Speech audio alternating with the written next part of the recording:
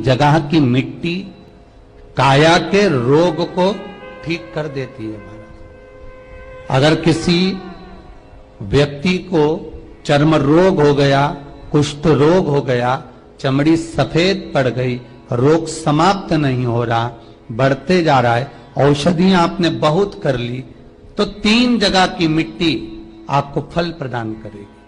पहला, सूर्य कुंड की मिट्टी। स्कंद पुराण सूर्य कुंड कहां पर है? तो कहा दतिया और झांसी के बीच में सूर्य कुंड निवास करता है।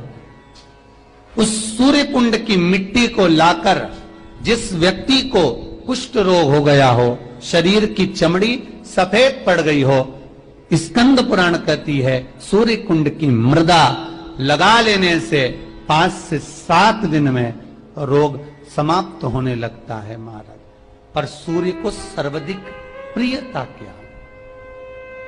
तपता है, तो उस तपन को मिटाने के लिए सूर्य देवता के शरीर पर गाय का घृत मला जाता है। जैसे शनि को तेल लगाया जाता है, सूर्य को घृत मला जाता है।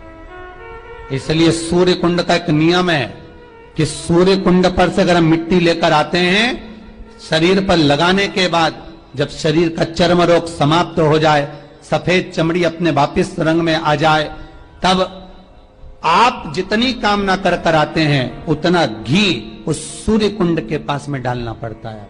1 किलो, 2 किलो, आधा किलो, 250 ग्राम, 25 ग्राम, 50 ग्राम, जो आपने कामना करी है उतना चढ़ाना पड़ता, पर वो घी गाय का होना चाहिए। आज भी वहां पर कुंड के पास में एक घी का कुआं है जिसमें घी डाला जाता है, पर उस घी का प्रयोग कोई दुनिया का व्यक्ति नहीं कर सकता। जो करता है वो शरीर में फपोले पड़ जाते हैं और बाद में सड़कर मर जाता है।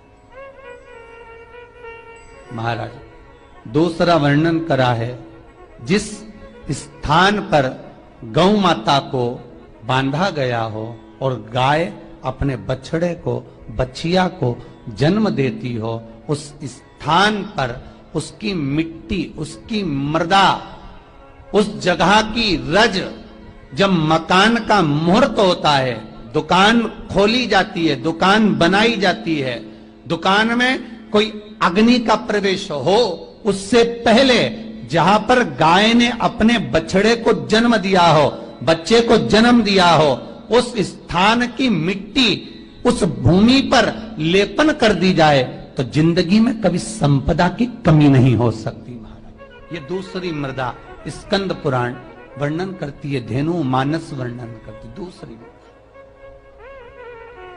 विदेशी नहीं, जर्सी नहीं, हो देसी बछड़ा हो, देसी ही गाय।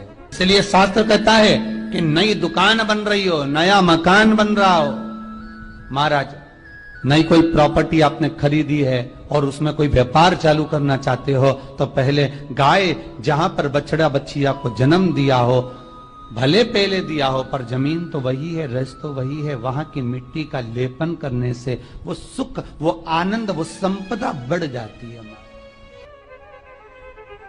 तीसरी मिट्टी, तीसरी मृदा, गोपी भूमि। जिस भूमि पर गोपियां भगवान से मिलने के लिए गई थी और इंतजार करते करते कब द्वारका नाथ आएंगे, कब द्वारकाधीश हमें दिखेंगे, कब ठाकुर हमें दिखेगा, उस भूमि पर ठाकुर का इंतजार करती हैं। जब भगवान कृष्ण नहीं आए तब उन गोपियों ने शिव को बुलाया। इसलिए गोपी तालाब के पास में शंकर का मंदिर है,